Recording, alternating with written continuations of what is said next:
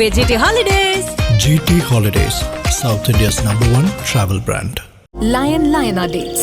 இது தரும் ஆரோக்கியம் இயற்கையானது. Lion Premium Dates. IBC Tamil நேயர்களுக்கு வணக்கம். 2026 சட்டசபை தேர்தலுக்கான உத்தேச வாக்காளர் பட்டியலை மாவட்ட வாரியாக பார்த்து வருகிறோம். அந்த வகையில் இன்றைக்கி நம்ம பார்க்கக்கூடிய மாவட்டங்கள் வந்து திண்டுக்கல் மாவட்டம் மற்றும் தேனி மாவட்டம். இதை பற்றி விரிவாக பேசுவதற்காக ஐபிசி தமிழுடைய அரசியல் பிரிவு ஆசிரியர் ஜெயலலிதா நம்ம நினைக்கிறார். வணக்கம். வணக்கம் பிரபு. திண்டுக்கல் தேனி மாவட்டம் ஓவராலாக இந்த மாவட்டங்களில் எப்படி இருக்குது? தேனியிலேருந்து போயிடலாம். தேனி வந்து அதிமுகவுக்கு ரொம்ப சாதகமாக ரொம்ப வலுவான ஒரு மாவட்டமாக தான் வந்து பல காலகட்டங்களில் இருந்தது. ஆனால் அது 2016க்கு பிறகு வந்து அது மாறத் தொடங்கிச்சு. 2016 சட்டப்பேரவை தேர்தலில் தேனியில் வந்து 4 தொகுதிகளையுமே வந்து அதிமுக கைப்பற்றிருந்தது. போடியில் வந்து ஓபிஎஸ் ஜெயிச்சிருந்தார், ஆண்டிப்பட்டியில் தங்கத்தமிழ்ச்செல்வன் ஜெயிச்சிருந்தார், கம்பத்தில் வந்து ஜக்கையன் ஜெயிச்சிருந்தார், பெரியகுளத்தில் கதிர்காமன் சொல்லி 4 தொகுதிகளையுமே வந்து அதிமுக கைப்பற்றிருந்தது. ஆனால் இதில் இடைப்பட்ட காலத்தில் என்ன ஆச்சுன்னா, இந்த டிடி விதிநகரன் வெளியில் போனப்போ தங்கத்தமிழ்ச்செல்வன், ஜக்கையன், கதிர்காமம் 3 பேருமே வந்து வெளியில் போனாங்க. வெளியில் போயிட்டு அப்புறம் ஜக்கையன் வந்து திரும்பி வந்துட்டார். தங்கத்தமிழ்ச்செல்வனுக்கும் கதிர்காமுக்கும் வந்து பதவி பறிபோய் 2019 இடைத்தேர்தல் நடந்தப்போ அந்த 2 தொகுதிகளையுமே வந்து திமுக கைப்பற்றுறது. ஆண்டிப்பட்டி, பெரியகுளம் 2 தொகுதியிலையும் கைப்பற்றுறாங்க. 2021 சட்டப்பேரவை பொதுத் தேர்தல் அப்போ இந்த நிலவரம் வந்து அப்படியே வந்து மாறுது. எப்படி ஆகுது அப்படின்னா, இந்த 10.5% இடஒதுக்கீடு வன்னியர்களுக்கு தனி இடஒதுக்கீடு கொடுத்ததற்கு பிறகு சவுத்தில் வந்து அதிமுகவுக்கு ஒரு சிக்கலான சூழல் வந்து உருவாகுது. தேனி மாவட்டத்தில் வந்து பெரிய பாதிப்பு வந்து உண்டாக்குது. 2021 சட்டப்பேரவை பொதுத் தேர்தலில் போடி தொகுதியில் மட்டும் வந்து ஓபிஎஸ் வெற்றி பெறார் அதிமுக சார்பாக. மற்ற 3 தொகுதிகள்லையுமே வந்து திமுக தான் வெற்றி பெறாங்க. கம்பத்தில் வந்து திருப்பி கம்பம் ராமகிருஷ்ணன் வந்து ஜெயிச்சிடறார். ஆண்டிப்பட்டியில் வந்து ஆண்டிப்பட்டி பெரியகுளம் 2 தொகுதிகள்லையுமே வந்து 2019 இடைத்தேர்தலில் ஜெயிச்ச திமுகவுடைய சிட்டிங் எம்எல்ஏக்கள் வந்து 2021 மறுபடியும் வந்து வெற்றி பெற்றுறாங்க. இப்போது இன்றைக்கி இந்த இதில் பார்த்தோம் அப்படின்னா ஓபிஎஸ் பதவி ராஜினாமா பண்ணிட்டார். ஆனால் 4 தொகுதியிலுமே வந்து திமுக பக்கம் இருக்கிறதா தான் வந்து கணக்கு. இப்போ ஓபிஎஸ்ஸினுடைய இந்த வருகை அப்படிங்கிறது வந்து திமுகவுக்கு எந்த அளவுக்கு கை கொடுக்கும், அதே மாதிரி வந்து அங்கே அமமுக அதிமுக இணைஞ்சிருக்கிறது வந்து அதிமுகவுக்கு எந்த அளவுக்கு கை கொடுக்கும் அப்படிங்கிறத பொறுத்து தான் வந்து தேனி மாவட்டத்தினுடைய அந்த நிலவரங்களை வந்து நம்மளால் சொல்ல முடியும். ஆனால் ஸ்டில் எடப்பாடி பழனிசாமி மேலே அந்த 10.5% இடஒதுக்கீடு கொடுத்ததற்கான அந்த கோபம் வந்து தேனி மாவட்டத்தில் வந்து மக்கள் மத்தியில் இருக்குது. ஓபிஎஸ்ஸினுடைய வெற்றிக்கு 2021 பட்டியல் சமூக வாக்குகள் வந்து ஒரு பெரிய அளவில் காரணமாக இருந்தது. தேனியில் வந்து அள்ளிநகரம் அதெல்லாம் வந்து போடிக்குள்ளே தான் வரும். அது அங்கே இருந்த பட்டியல் சமூக வாக்குகள் வந்து ஓபிஎஸ்னுடைய வெற்றி காரணமாக இருந்தது. இந்த முறை வந்து அது எப்படி இருக்க போகுது அப்படிங்கிறத பொறுத்து தான் தேனியினுடைய ரிசல்ட்டை வந்து நம்மளால் சொல்ல முடியும். ஓகே, நம்ம ஃபஸ்ட்டு போடி நாய்க்கின் ஒரு தொகுதியை பார்த்துட்டோம். 2021 இங்கே அதிமுக சார்பாக ஓபிஎஸ் கலந்து கொண்டார். அதே போல் எதிர்த்து திமுகவை சேர்ந்த தங்கம் தமிழ்ச்செல்வன் வந்து கலந்து கொண்டார். ஓபிஎஸ் வெற்றி பெற்றிருந்தார். ஸோ இப்போது போடி நாய்க்கின் தொகுதி யாருக்கு, ஏன்னா விருப்ப மனு வந்து தாக்கல் பண்ணியிருக்காங்க ஓபிஎஸ் சார்பாக. ஓபிஎஸ்க்கு தான் மீண்டும் போடி தொகுதி. ஓபிஎஸ் தான் போடியில் வந்து போட்டிடுறாரு. ஆனால் எக்ஸ்எம்எல்ஏ லட்சுமணனும் சீட்டு கேட்குறேன். ஆனால் ஓபிஎஸ் இப்போ வந்திருக்கனால ஓபிஎஸ்க்கு தான் கொடுப்பாங்க. ஆனால் இரட்டை இலையில் ஜெயிச்ச ஓபிஎஸ்க்கு உதயசூரியன் எந்த அளவுக்கு கை கொடுக்கும் அப்படிங்கிற ஒரு கேள்வி இருக்குது. ஏன்னா 2019 மக்களவைத் தேர்தலில் வந்து தங்கத்தமிழ்ச்செல்வன் அங்கே அமமுக சார்பாக பரிசு பெட்டி சின்னத்தில் போட்டிட்டார். அப்போது அவர் சொன்னது, தேர்தல் முடிஞ்சதுக்கு பிறகு அவர் சொன்னது, எனக்கு தெரிஞ்சவங்களே வந்து வயசானவங்கெல்லாம் உனக்கு தாப்பா ஓட்டு போட்டேன், ரெட்டையில் தானே இப்போ ரெட்டையில் போட்டேன்னு சொன்னாங்க அப்படின்ற ஒரு விஷயத்தை வந்து சொன்னார். அந்த மாதிரியான ஒன்று வந்து ஓபிஎஸ் இங்கே நடந்துடாமல் இருக்கணும். ஓபிஎஸ் தான் வந்து இங்கே திமுக சார்பாக போட்டிடுவார். இதை தாண்டி இப்போது அதிமுக சார்பாக யார் கிளம்புறதுக்கான வாய்ப்புகள் இருக்குது? 2024 மக்களவைத் தேர்தலில் போட்டிட்டு நாராயணசாமி போட்டிடுறதுக்கான வாய்ப்புகள் வந்து நிறைய இருக்குது. ஓகே, அடுத்து வந்து நம்ம இப்போது ஆண்டிப்பட்டி தொகுதி போயிடுவோம். இங்கே 2021 திமுக சார்பாக போட்டியிட்ட மகாராஜன் அவர் வந்து இப்போது சிட்டிங் எம்எல்ஏ இருக்கார். அதை தாண்டி அதிமுகவை சேர்ந்த ரோகிராஜன், ஸோ அவர் வந்து 2ஆம் இடத்தை பிடிச்சிருந்தார். ஸோ இந்த மாதிரி திமுக சார்பாக யார் கிளம்ப இருக்கப்படுறாங்க? மகாராஜன் வந்து சீட்டு கேட்குறாரு. இதில் வந்து நம்ம கவனிக்க வேண்டிய முக்கியமான விஷயம் என்ன அப்படின்னா, திமுக சார்பாக வெற்றி பெற்ற மகாராஜனும் அதிமுக சார்பாக போட்டிட்டு தோல்வி அடைஞ்ச லோகிராஜனும் தான் 2019 இடைத்தேர்தலையும் போட்டிட்டாங்க. 2021 அவங்களே தான் போட்டிட்டாங்க. இவங்க 2 பேரும் ஆக்சுவலாக அண்ணன் தம்பி, 2 பேரும் வந்து கூட பிறந்த அண்ணன் தம்பி. 2 முறை வந்து மகாராஜன் வந்து வெற்றி பெற்றிருக்கார். சொந்த சகோதரரை வந்து தோற்கடிச்சு மகாராஜன் வந்து வெற்றி பெற்றிருக்கார். இந்த முறையும் வந்து மகாராஜன் சீட்டு கேட்கிறார். இடையில மாவட்ட இடையில இந்த ஒரு மேடையில் வந்து தங்கத்தமிழ்ச்செல்வனுக்கும் இவருக்கும் வந்து மோதல் வந்து, இதை தாண்டி குடும்பத்துக்குள்ளே வந்து ஒரு பேச்சுவார்த்தை போயிட்டு இருக்கு. நம்ம தனியரசு பற்றி பேசும்போது, திருப்பூர் பேசும்போது தனியரசு பற்றி சொன்னோம். எடப்பாடி பழனிசாமி அதிமுகவுடைய பொதுச் செயலாளராக இருக்கார். ஒரே சமூகத்துக்குள்ளே இருந்து நீங்கள் எதுக்கு அவருக்கு எதிர்நிலையில் போகிறீங்க அப்படின்னு சொல்லிட்டு கொங்குவேல கவுண்டர் சமூகத்தை சேர்ந்த சமூக பெரியவர்களே வந்து தனியரசை வந்து சமாதானப்படுத்துகிற வேலைகளில் இருக்கிறாங்க அப்படிங்கிறத வந்து பேசியிருந்தோம். அந்த மாதிரியான ஒன்று இங்கே அவங்க குடும்பத்துக்குள்ளே நடந்துகிட்டு இருக்கு. 2 முறை வந்து நீங்கள் ஜெயிச்சிட்டிங்க, ஒரு முறை வந்து அவருக்கு விட்டு கொடுக்கலாம் அப்படிங்கிற மாதிரியான பேச்சுவார்த்தைகள் வந்து குடும்பத்துக்குள்ளே போய்கிட்டு இருக்கு. ஸோ மகாராஜன் சீட்டு கேட்குறார். ஆனால் சீட்டு அவருக்கு இருக்குமா அப்படிங்கிறது வந்து பெரிய சந்தேகம். அதை தாண்டி பார்த்தோம் அப்படின்னா ஒருங்கிணைந்த தேனி மாவட்ட செயலாளராக இருந்தேன். இப்போ தேனி வந்து 2 மாவட்டங்களாக பிரிச்சிருக்காங்க. 4 சட்டப்பேரவை தொகுதிகளை வந்து 2 மாவட்டங்களாக பிரிச்சிருக்காங்க. திமுக செயலாளராக இருந்த ஜெயக்குமார் வந்து சீட்டு கேட்குறார். அவர் வந்து பிரமலைக்கலர் சமூகத்தை சேர்ந்தவர் அப்படின்றதுனால ஸோ அவருக்கு வந்து இங்கே வாய்ப்பு இருக்கும். தங்கத்தமிழ் செல்வனுடைய குட் புக்ஸ்லையுமே இருக்கிறார். ஸோ மகாராஜனுக்கும் தங்கத்தமிழ் செல்வனுக்கும் வந்த அந்த பிரச்சனை, தங்கத்தமிழ் செல்வன் வந்து ஜெயக்குமாருக்கு எதிர்நிலையில் வந்து இல்லை. ஸோ வந்து இங்கே ஜெயக்குமாருக்கு வாய்ப்பு கிடைக்கலாம். அதை தாண்டி ஓபி ரவீந்திரநாத் அவரும் வந்து விருப்ப மனு கொடுத்துருக்காரு. இல்லை விருப்ப மனு கொடுத்துருக்காரு, ஆனால் அவருக்கு வந்து சீட் இல்லைன்னு நான் சொல்கிறேன். ரவீந்திரநாத்துக்கு வந்து சீட் இல்லை. அவர் வந்து ஒரு 3 தொகுதிக்கு விருப்ப மனு கொடுத்துருக்காரு. போடி, ஆண்டிப்பட்டி, கம்பம் 3 தொகுதிக்குமே இருக்கு. அந்த பெரியகுளம் தனித்தொகுதியை தவிர்த்து 3 தொகுதிக்கும் கொடுத்துருக்காரு. அவருக்கு வந்து வாய்ப்பு இல்லைன்னு தான் சொல்கிறாங்க. அதிமுக சார்பாக யார் கிளம்புறதுக்கான வாய்ப்பு இருக்குது? லோகிராஜன், முருக்கோடை ராமர், இவங்க 2 பேர்த்தில் ஒருத்தருக்கு வந்து வாய்ப்பு இருக்கும். இது போக இங்கே இருக்கிற இன்னொரு ஆப்ஷன் என்ன அப்படின்னா, டிடிவி தினகரன் ஆண்டிப்பட்டி தொகுதியில் நான் போட்டியிட போகிறேன்னு அதிமுக கூட்டணியில் இணைகிறதுக்கு முன்னாடியே வந்து சொன்னார். நான் வந்து ஆண்டிப்பட்டியில் நிற்க போகிறேன் அப்படின்றத வந்து சொல்லியிருந்தேன். ஸோ டிடிவி இங்கே போட்டியிடலாம் அப்படிங்கிற ஒரு எதிர்பார்ப்பு இருந்தது. அதை தாண்டி டிடிவி போட்டியிடலை அப்படின்னா டிடிவி தினகரனுடைய மனைவி அனுராதா வந்து போட்டியிடுவாங்க அப்படிங்கிற விஷயம் சொல்லப்பட்டது. ஆனால் அங்கே லோகிராஜனுக்கு தான் அதிமுகவில் சீட்டுன்னு சொல்லிட்டு எடப்பாடி பழனிசாமி உறுதிப்படுத்திட்டார். முன்னாடியே சொன்னோம், ஒரு 60-70 தொகுதிகளுக்கு நெருக்கமாக நீங்கள் தான் வேட்பாளர்ன்றது வந்து அதிமுகவில் அன்அஃபிஷியலாக சொல்லிட்டாங்க, வேலையை ஸ்டார்ட் பண்ணிடுங்க அப்படின்றது வந்து. ஸோ அந்த அடிப்படையில் ஆண்டிப்பட்டியில் வந்து லோகிராஜனுக்கு தான் சீட் அப்படின்றது வந்து உறுதி கொடுக்கப்பட்டிருக்கு அப்படிங்கிற விஷயம் வந்து பேசப்படுது. அதனால தான் அங்கே அவங்களுடைய குடும்பத்துக்குள்ளே நடந்த அந்த பேச்சுவார்த்தையுமே வந்து இங்கே கவனம் பெறுற ஒரு விஷயமா மாறி இருக்கு. ஸோ அடுத்து நம்ம பார்க்கக்கூடிய தொகுதி வந்து பெரியகுளம் தனி தொகுதி. இங்கே 2021 திமுக சார்பாக போட்டிக்கிட்ட சரவணகுமார் அவர் வந்து இப்போ சிட்டிங் எம்எல்ஏ இருக்கிறார். அதே போல் அதிமுக சார்பாக முருகன் அப்படின்ட்டு போட்டிட்டு 2ஆம் இடத்தை பிடித்திருந்தார். ஸோ இந்த மாதிரி பெரியகுளம் தனி தொகுதி திமுக சார்பாக யார் கிளம்புற வாய்ப்புகள் இருக்குது? சரவணகுமார் வந்து மறுபடியும் சீட்டு கேட்குறாரு. அதே மாதிரி வந்து வீரபாண்டி பேரூராட்சி தலைவர் கீதா, அவங்க 2 பேர்த்தில், ஆனால் சரவணகுமாருக்கு தான் வந்து சீட்டு கிடைக்கிறதுக்கான வாய்ப்புகள் வந்து அதிகமாக இருக்குது. ஒருவேளை கூட்டணிக்கு போச்சு அப்படின்னா சிபிஎம்மில் வந்து லாசர் போட்டிடலாம். அவர் ஆல்ரெடி வந்து இங்கே எம்எல்ஏவாக இருந்திருக்கார். 2011-16 இங்கே எம்எல்ஏவாக இருந்த கூட்டணிக்கு போச்சுன்னா அவர் போட்டியிட வாய்ப்பு இருக்குது. அதிமுகவை பொறுத்த வரைக்கும் வந்து தவமணி அப்படிங்கிற ஒருத்தருடைய பேர் வந்து அடிபடுது. நீங்கள் சொன்னீங்க இல்லையா, அந்த முருகன், அவர் வந்து ஓபிஎஸ் ஆதரவாளர். ஆனால் அவர் திமுகவுக்கு வந்துட்டாரான்றது எனக்கு தெரியல. 2021 போட்டியிட்ட முருகன் வந்து ஓபிஎஸ் ஆதரவாளர், திமுகவுக்கு வந்துட்டாரான்னு தெரியல. இன்றைக்கி நடக்கிற திருமங்கலத்தில் நடக்கிற அந்த இணைப்பு விழாவில் வந்து தெரிய வாய்ப்பு இருக்குது. ஸோ அதே வந்து நம்ம கம்பம் தொகுதிக்கு வந்துடலாம். கம்பம் ராமகிருஷ்ணன் அவர் வந்து 2021 போட்டிட்டு திமுக சார்பாக இப்போ சிட்டிங் எம்எல்ஏ இருக்கார். அதே போல் அதிமுக சார்பாக சையதுகான் அப்படின்ற போட்டிட்டு 2ஆம் இடத்தை பிடித்திருந்தார். கம்பம் தொகுதி திமுக சார்பாக யாருக்கு வாய்ப்பு இருக்குது? ராமகிருஷ்ணன் வந்து மறுபடியும் சீட்டு கேட்குறாரு. ஆனால் அவரோட ஏஜ் வந்து ஒரு முக்கியமான ஃபேக்டராக இருக்குது. ஸோ அவர் இல்லை அப்படின்னா ஆண்டிப்பட்டி வந்து திருப்பி மகாராஜனுக்கு ஒரு வேளை கொடுக்கப்பட்டதுன்னா ஜெயக்குமார் வந்து கம்பம் வந்து ஒரு ஆப்ஷனாக இருக்குது ஜெயக்குமாருக்கு. ஸோ ராமகிருஷ்ணன் ஆனால் ஜெயக்குமாருக்கு வந்து இங்கே வாய்ப்பு கிடைக்கலாம். அதிமுக சார்பாக யாருக்கு? ஜக்கையினுடைய பேர் வந்து அடிபடுது. ஏன்னா இந்த எஸ்பிஎம் சையதுகானுமே வந்து ஓபிஎஸ் ஆதரவாளர். கடந்த முறை இங்கே போட்டியிட்டவங்களில் போடி, கம்பம், பெரியகுளம் இந்த 3 தொகுதிகளில் வந்து போடியில் வந்து ஓபிஎஸ் போட்டிட்டார். மற்ற கம்பத்திலையும் பெரியகுளத்திலையும் அவருடைய ஆதரவாளர்கள் தான் போட்டிட்டாங்க. ஸோ ஜக்கை 2016-21 எம்எல்ஏ வந்து ஜக்கையினுடைய பேர் வந்து அடிபடுது. ஸோ அடுத்து வந்து திண்டுக்கல் மாவட்டத்துக்கு போயிடலாம். திண்டுக்கல் மாவட்டத்தில் மொத்தம் இருக்கக்கூடிய 7 தொகுதிகளில் 4 வந்து திமுக கூட்டணி கைவசம் இருக்குது, 3 வந்து அதிமுக கைவசம் இருக்குது. ஸோ ஓவராலாக திண்டுக்கல் மாவட்டத்தை பொறுத்த வரைக்கும் எப்படி இருக்குது இந்த முறை? இது திண்டுக்கல் வந்து நம்ம மாவட்டமாக ஒட்டுமொத்தமாக பேசுகிறத விட தொகுதிகளாக பிரித்து பேசுகிறது தான் வந்து கரெக்ட். நத்தம், நிலக்கோட்டை இதெல்லாம் வந்து பாரம்பரியமாக அதிமுக தொகுதிகள். நீங்கள் நத்தத்துலலாம் வந்து திமுக ஒரு சௌர் விளம்பரம் எழுதுனதாகவே சொல்லுவாங்க, நாடே திறந்தனால் நத்தம் திறந்தாது அப்படின்னு சொல்லிட்டு. அதுங்க காலங்காலமாக காங்கிரஸ் வெற்றி பெற்றுட்டு இருந்த தொகுதி. அதுக்கு பிறகு வந்து 1999 2000 ஒரு இடைத்தேர்தல் நடந்தது. ஆண்டியம்பலம்னு ஒரு காங்கிரஸ் எம்எல்ஏ வந்து இருந்து அவருடைய மரணத்துக்கு பிறகு இடைத்தேர்தல் நடக்குது. அப்போ தொடங்கி நத்தம் விஸ்வநாதன் வந்து அங்கே ஜெயிச்சுக்கிட்டே இருக்கிறார். 2016 நத்தம் விஸ்வநாதன் ஆத்தூருக்கு போனப்போ தான் அங்கே ஒரு முறை வந்து நத்தத்தில் வந்து திமுக வெற்றி பெற்றது. அந்த காங்கிரஸ் எம்எல்ஏ ஆண்டியம்பலம் சொன்னேன், அவருடைய மகன், அவர் பேர் ஆண்டியம்பலம் தான், அவர் வந்து இங்கே வெற்றி பெற்றிருந்தார். ஸோ நத்தம் வந்து ஒரு அதிமுகவுக்கு சாதகமான தொகுதி. அதே மாதிரி வந்து நிலக்கோட்டை தனி தொகுதியுமே வந்து அதிமுகவுக்கு சாதகமான தொகுதி. இப்படி வந்து தனிப்பட்ட செல்வாக்கு, அதே மாதிரி அங்கே அந்த தொகுதிகளினுடைய நிலைப்பாட்டை வச்சு தான் வந்து நம்ம திண்டுக்கல்லை சொல்ல முடியும். நீங்கள் ஓவராலாக பார்த்தீங்க அப்படின்னா திண்டுக்கல் நாடாளுமன்ற தொகுதியில் வந்து கடந்த 2 முறையுமே வந்து திமுக கூட்டணி வெற்றி பெற்றிருக்கு. 2019 தமிழ்நாட்டிலே அதிக வாக்கு வித்தியாசத்தில் திமுக வெற்றி பெற்றது திண்டுக்கல்லில் தான். 2024 கம்யூனிஸ்ட் வேட்பாளர் நல்ல மார்ஜின்லேயே வந்து வெற்றி பெற்றாங்க. ஒரு கம்ஃபர்ட்டான வெற்றி. நீங்கள் அதில் வந்து திண்டுக்கல் மக்களவைத் தொகுதி 2019 2024 அந்த 2 தேர்தல்கள்லையுமே அதிமுக வந்து கூட்டணிக்கு தள்ளிவிட்டாங்க. ஏன்னா அவங்களுக்கு தெரியும் அங்கே வந்து ஒரு சாதகமான சூழல் வந்து இல்லை அப்படின்னு சொல்லிட்டு. இத்தனைக்கும் அதிமுகவுக்கு முதல் வெற்றியை கொடுத்தது, இரட்டை இலை சின்னத்துக்கு முதல் வெற்றியை கொடுத்ததே வந்து திண்டுக்கல் மக்களவைத் தொகுதி தான். எனக்கு 2019 வந்து அந்த சீட் ஒதுக்கீடு செய்யப்பட்ட அந்த நாள் வந்து ஞாபகம் இருக்குது. பாமகவுக்கு வந்து திண்டுக்கல் தொகுதியை ஒதுக்குறாங்க. தராசு ஷியாம் வந்து, நான் இப்போ ஒரு வேலை பார்த்த ஒரு சேனலில் வந்து நான் அந்த நேரில் உட்காந்துருக்கேன். தராசு ஷியாம் வந்து ஃபோனோவில் சொல்கிறாரு, இது வந்து அதிமுகவுடைய வரலாற்றிலே ரொம்ப மோசமான ஒன்று.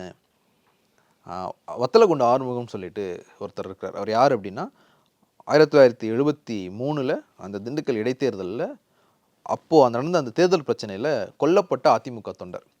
வத்தலகுண்டு ஆறுமுகத்தினுடைய ஆன்மா வந்து அதை மன்னிக்காது. அவரை மாதிரி ஆட்கள் வந்து கஷ்டப்பட்டு அங்கே கட்சியை வளர்த்தாங்க. ரெட்டலைக்கு முதல் வெற்றி கொடுத்த திண்டுக்கல்லே வந்து தூக்கி வந்து கூட்டணி கொடுக்குறாங்க அப்படின்னு சொல்லிட்டு தராசியாம் வந்து அன்றைக்கி சொல்லியிருந்தார். அவங்க அதை அப்படியே கண்டினியூஸாக 2024 பண்ணாங்க. அது ரெட்டலை தான் ரெட்டலை சின்னத்தில் தான் நின்னாலும் அது கூட்டணி கட்சி வேட்பாளர் தான் வந்து போட்டிட்டார். எஸ்டிபிஐ சார்பாக முபாரக் வந்து திண்டுக்கல்லில் போட்டிட்டார். ஆனால் நீங்கள் சட்டப்பேரவை தொகுதிகள்னு பார்க்கும்போது இந்த தொகுதிகள்லாம் வந்து திமுகவுக்கு கொஞ்சம் சாதகமான தொகுதிகளாக தான், அதிமுகவுக்கு சாதகமான தொகுதிகளாக தான் இருக்குது. திண்டுக்கல் தொகுதி பார்த்துடலாம். இங்கே 2021 அதிமுக சார்பாக போட்டியிட்ட முன்னாள் அமைச்சர் திண்டுக்கல் சீனிவாசன் அவர் வந்து இப்போ சிட்டிங் அமைச்சராக இருக்கார். அதே போல் கடந்த முறை திமுக கூட்டணியில் இது மார்க்சிஸ்ட் கம்யூனிஸ்ட் கட்சியை சேர்ந்த பாண்டி அப்படின்ற போட்டிட்டு 2ஆம் இடத்தை பிடிச்சிருந்தார். ஸோ இந்த முறை திண்டுக்கல் தொகுதி அதிமுக கூட்டணியில் யார்? சீனிவாசன் தான். சீனிவாசனே வந்து மறுபடியும் போட்டிடுறார். அதில் வந்து எந்த மாற்று கருத்தும் இல்லை. திமுக கூட்டணியில் யாருக்கான? திமுகவில் என்ன அப்படின்னா பழனி எம்எல்ஏ ஐபி செந்தில்குமார் வந்து திண்டுக்கல்லில் களமிறங்கிறதுக்கான வாய்ப்பு இருக்குது அப்படின்னு சொல்கிறாங்க. அவர் வந்து தொகுதி மாறுற ஐடியாவில் இருக்கார். ஸோ அவர் வந்து இங்கே வரலாம் அப்படின்னு சொல்கிறாங்க. இல்லை கூட்டணிக்கே ஒதுக்கப்பட்டது அப்படின்னா சிபிஎம்மில் பாண்டியை மறுபடியும் போட்டிடுவார். ஓகே, அடுத்து வந்து நம்ம பழனி தொகுதி வந்துடலாம். இங்கே 2021 திமுக சார்பாக போட்டியிட்ட ஐபி செந்தில்குமார் அவர் வந்து இப்போ சிட்டிங் எம்எல்ஏ இருக்கார். அதே போல் அதிமுக சார்பாக ரவி மனோகரன் போட்டிட்டார்.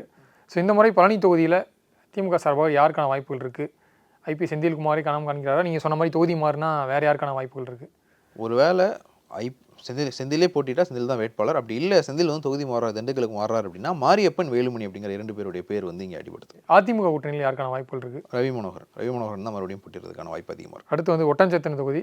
இங்கே வந்து இப்போது அமைச்சர் சக்கரபாணி அவர்கள் சிட்டிங் எம்எல்ஏ இருக்கார். இது வரைக்கும் தோல்வியே சந்திச்சிடாத தொடர்ச்சியாக 6 முறை எம்எல்ஏ 6 முறை எம்எல்ஏ. ஸோ இப்போ சிட்டிங் அமைச்சராக இருக்கார். அதே போல் கடந்த முறை அதிமுக சார்பாக என்பி நடராஜ் என்பவர் போட்டிட்டு 2ஆம் இடத்தை பிடிச்சிருந்தார். ஸோ இந்த முறை சக்கரபாணிக்கு மீண்டும் ஒட்டஞ்சத்திரம் தொகுதியை வழங்கப்படுமா? சக்கரபாணி தான் வேட்பாளர். 96 2026 வரைக்கும் 30 வருஷமாக வந்து அங்கே அவர் தான் எம்எல்ஏ. 2006-11 அரசு கொறடா, 2011 திமுக கொறடா, 2016 எதிர்க்கட்சி கொறடா. அதுக்கப்புறம் தான் வந்து முதல் முறை வந்து அவர் அமைச்சரானார். 6வது முறை எம்எல்ஏ ஆனப்போ தான் முதல் முறை வந்து அமைச்சராக இருந்தார். அவரே வந்து தோல்வியை சந்திக்காதனால தொகுதியில் வந்து அவருக்கு ஒரு ஸ்ட்ராங் ஹோல்டு இருக்குது. ஸோ அவரே வந்து மறுபடியும் போட்டிடுவார். அதிமுக கூட்டணியில் யாருக்கான வாய்ப்புகள் இருக்குது? கடந்த முறை போட்டியிட்ட நடராஜனே வந்து வாய்ப்பு கேட்குறாரு. என்பி நடராஜன் வாய்ப்பு கேட்குறாரு. அது போக வந்து இன்னொரு நடராஜனுடைய பேருமே வந்து பரிசீலனையில். ஸோ அடுத்து வந்து ஆத்தூர் தொகுதி. இங்கே 2021 போட்டியிட்ட அமைச்சர் பெரியசாமி அவர்கள் வந்து இப்போது சிட்டிங் எம்எல்ஏவாக இருக்கார். அதே போல் கடந்த முறை பாமக சார்பாக திலகபாமா அவர் எடுத்து போட்டிட்டு 2ஆம் இடத்தை பிடித்திருந்தாங்க. ஸோ இந்த முறை பெரியசாமிக்கே வாய்ப்பா? ஏன்னா கட்சியில் கூடிய சீனியர்கள் நீங்கள் சொன்ன மாதிரி வயதெல்லாம் காரணம் கட்டி சில சீனியர்களுக்கு வந்து ஓய்வு அளிக்கப்படுறதுக்கான வாய்ப்புகள் இருக்குன்னு சொல்கிறாங்க. ஐபிக்கே மீண்டும் வாய்ப்பு அவ்வளோ சீக்கிரம் ஓய்வு கொடுப்பாங்கன்னு எனக்கு தோணலை. ஸோ ஐபி தான் வேட்பாளராக கிளம்புறாங்க, வாய்ப்பு அதிகமாக இருக்குது. அதே மாதிரி வந்து இங்கே ஐபிக்கு இருக்கிற செல்வாக்கு திமுகவுக்கு, ஏன்னா நத்தம் விஸ்வநாதனே இங்கே கொண்டு போய் நிறுத்தினப்போ 2011 அவ்வளவு பெரிய ஆன்டி இன்கம்பன்ஸில் திமுகவுக்கு எதிரான அலையில் கூட வந்து ஐபி இங்கே ஜெயிச்சிட்டார். அதே மாதிரி 2016 நத்தம் விஸ்வநாதன் நிப்பாட்டியுமே வந்து ஐபியினுடைய வெற்றியை தடுக்க முடியல. வெற்றி வித்தியாசத்தை குறைக்க முடிஞ்சது, ஐபியினுடைய வெற்றியை வந்து தடுக்க முடியல. அப்போது வந்து பிரச்சாரத்தில் வந்து ஸ்டாலின் ஆத்தூரில் நின்று சொடக்கு போட்டார். நத்தம் விஸ்வநாதன் மேலே இருக்கிற விமர்சனங்கள் எல்லாம் வந்து அவர் சொன்னார். ஒரு ஓபிஎஸையும் சேர்த்து தான் சொன்னார். ஆனால் ஓபிஎஸ் திமுக கொண்டார். இவங்க இதெல்லாம் பண்ணாங்க, அதனால தான் வந்து ஜெயலலிதாவே தோக்கட்டும்னு சொல்லிட்டு நத்தம் விஸ்வநாதன் வந்து ஆத்தூரில் விட்டுருக்குறாங்க, ஐபிடி நடக்குமா அப்படின்னு சொல்லிட்டு ஆத்தூரில் ஸ்டாலின் சொடக்கு போட்டே பேசுனார். நடந்துருமா ஐபிடி அப்படின்னு சொல்லிட்டு சொடக்கு போட்டே பேசினார். அவங்களால வந்து நத்தம் விஸ்வநாதனை வச்சே வந்து பெரியசாமியினுடைய வாக்கு வித்தியாசம் தான் குறைக்க முடியும், வெற்றி தடுக்க முடியல. ஸோ அதிமுக வந்து இந்த முறையும் இதை கூட்டணிக்கு தான் தள்ளி விடுவாங்கன்னு தோணுது. பாமகவில் அன்புமணி தரப்பு பாமக வந்து அதிமுகவோட கூட்டணியில் இருக்கிறனால திலகபாமா தான் இங்கே மறுபடியும் வேட்பாளராக வாய்ப்பு இருக்குது. அடுத்து வந்து நிலக்கோட்டை தனி தொகுதி.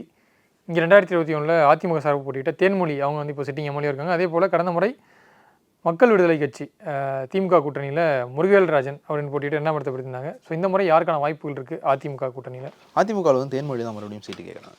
ஸோ அவங்களுக்கே வந்து வாய்ப்பு அவங்களுக்கு சீட்டு கிடைக்கிறதுக்கான வாய்ப்புகள் தான் வந்து அதிகம். திமுகவை பொறுத்த வரைக்கும் வந்து இது ஒரு வேளை கூட்டணிக்கே போச்சுன்னா முருகவேல் ராஜனே போட்டிடலாம். ஆனால் முருகவேல் ராஜனும் வந்து கூட்டணி பேச்சுவார்த்தையில் கலந்துக்கிட்டு இருக்கார். ஒரு தொகுதியில் உதயசூரியனில் போட்டிடுறோன்றதையும் வந்து சொல்லியிருக்கிறார்.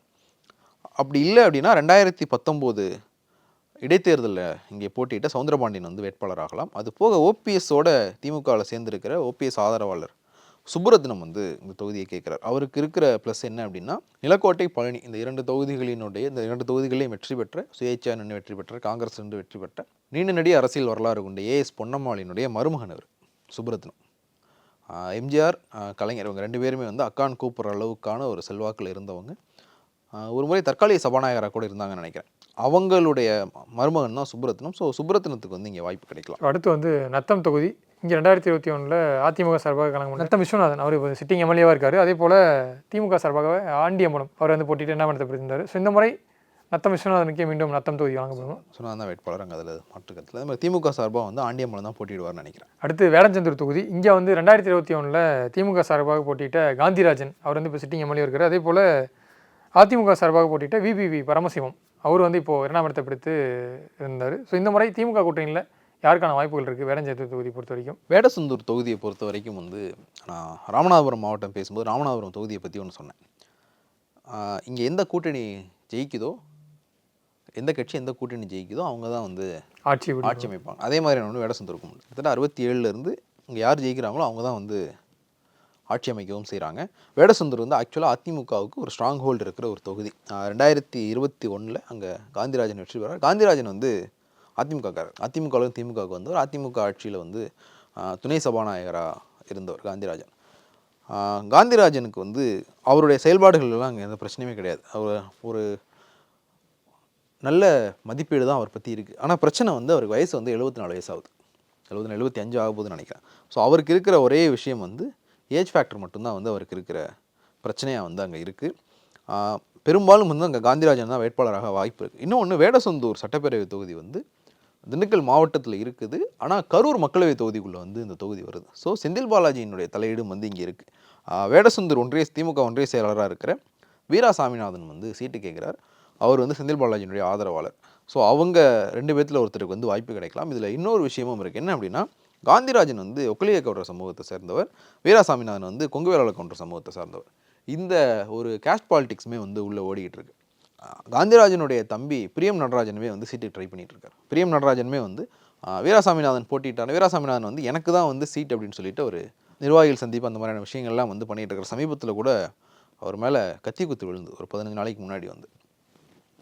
ஸோ அங்கே அந்த இதுவும் இருக்குது. அதுக்கு எதிராக பிரியம் நடராஜன் வந்து இந்த சமூக பிரதிநிதித்துவம் வந்து போயிடும், ஒக்கலியகவுடர் சமூகத்துக்கான பிரதிநிதித்துவம் போயிடும் அப்படிங்கிற ஒரு விஷயத்தை வந்து அவர் முன்னெடுத்துக்கிட்டு இருக்கார். அவர் ஏற்கனவே வந்து அந்த சமூகம் சார்ந்த ஒரு அமைப்பில் வந்து செயல்பட்டவர் அப்படின்றதுனால அந்த ஒரு பாலிடிக்ஸுமே வந்து போய்கிட்டு இருக்கு வேடசந்தூரை பொறுத்த வரைக்கும். அதிமுகவில் வந்து 2016-21 எம்எல்ஏவாக இருந்த விபிபி பரமசிவம் வந்து போட்டியிடுறதுக்கான வாய்ப்புகள் அதிகமாக இருக்குது. இப்போ திண்டுக்கல் தேனி தொகுதி பேசியிருக்கோம். இப்போ ஓபிஎஸ் இணைப்பு இந்த பகுதியில் எந்த விதமான தாக்கத்தை ஏற்படுத்தும்? அதே போல் திமுகவில் நீங்கள் சொன்ன மாதிரி இப்போ ஓபிஎஸ்க்கு வாய்ப்பு தரணும், இதை தாண்டி ஓபிஎஸ் கூட இணைஞ்ச ஆதரவாளர்களுக்கு இடங்கள் ஒதுக்கப்படுமா? ஸோ இது வந்து எந்த அளவுக்கு வந்து டேர்ம்ஸ் எல்லாம் வந்து பேசிட்டு தான் அவங்க வந்திருக்காங்கன்னு சொல்கிறாங்க. ஆனால் ஓபிஎஸ்ஸினுடைய இணைப்பு அப்படின்றது பெர்செப்ஷனாக பார்க்கும்போது திமுகவுக்கு வந்து அது ப்ளஸ்.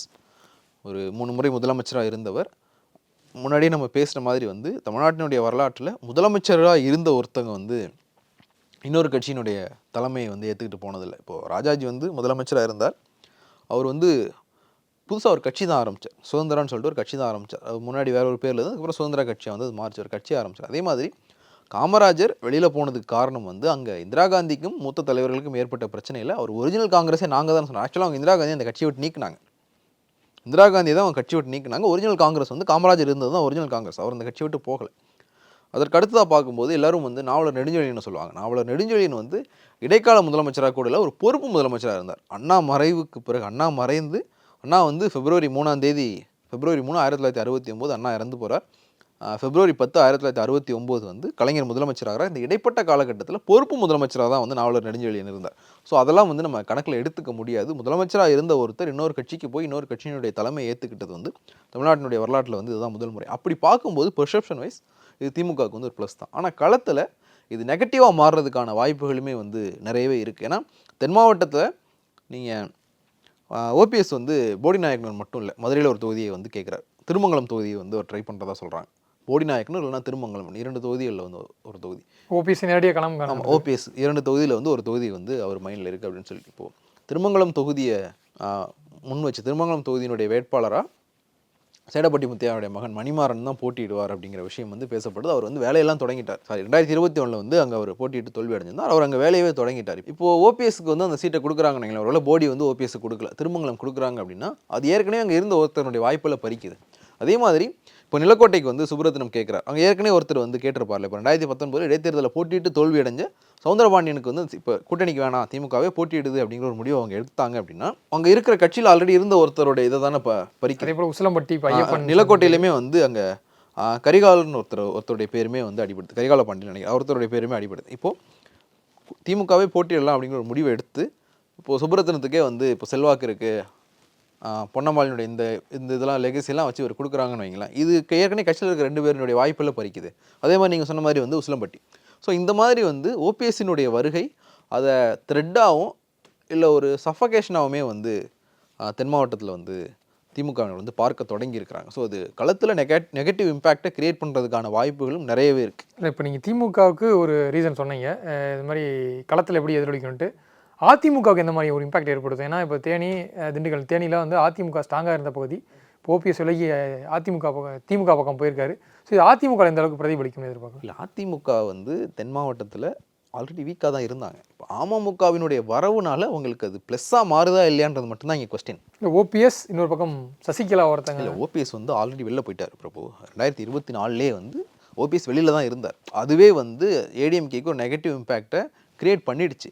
இப்போது அதிமுக தொடர்பாக தென் மாவட்டத்தில் இருக்கிற ஒரே கேள்வி என்ன அப்படின்னா, டிடிவி தினகரன் உள்ளே வந்தது இவங்களுக்கு எந்த அளவுக்கு நல்ல விளைவுகளை வந்து ஏற்படுத்த போகுது, குட் இம்பேக்டை வந்து எந்த அளவுக்கு ஏற்படுத்த போகுது, இல்லை அதுவே வந்து ஒரு நெகட்டிவாக மாறப்போகுது அப்படிங்கிறது தான் அதிமுகவை பொறுத்த வரைக்கும் தென் மாவட்டத்தில் இருக்கிற கேள்வி. அதிமுகவுக்கு ஓபிஎஸ் வந்து இப்போது ஒரு கொஸ்டின் கிடையாது. ஏன்னா அவர் ஆல்ரெடி ஒரு எலெக்ஷனில் அவர் என்ன டேமேஜை பண்ணார்ன்றதை வந்து ப்ரூவ் பண்ணுறார். இதில் இன்னொன்று இருக்குது, ஓபிஎஸ் திமுகவுக்கு போனதுனால அவருடைய ஆதரவாளர்களுடைய வாக்குகள் எதுவும் அதிமுக பக்கம் வருதான்னு வேணால் பார்க்கலாம். அது வந்து இன்னொரு கொஸ்டின். மற்றபடி இப்போ வந்து ஓபிஎஸ் வந்து அதிமுகவுக்கு அவர் வந்து ஒரு நான் இஷ்யூவான ஒரு லீடராக வந்து மாறிட்டார். ஓபிஎஸ்ஸால் திமுகவுக்கு என்ன நடக்க போகுது, டிடிவியால் அதிமுகவுக்கு என்ன நடக்க போகுது அப்படிங்கிறது தான் தென் மாவட்டத்தினுடைய கேள்வியாக இருக்க போதே ஒழிய இது வந்து இன்டர்சேஞ்ச் ஆகிறதுக்கான வாய்ப்பு இல்லை. கண்டிப்பாக பொறுத்திருந்து பார்க்கலாம். நேரம் ஒதுக்கி நிறைய தகவல் பார்த்துட்டீங்க. நேரத்துக்கு நன்றி. நன்றி bro. GT Holidays. GT Holidays, South India's #1 travel brand. லயனா டேட்ஸ். இது தரும் ஆரோக்கியம் இயற்கையானது. Lion Premium Dates.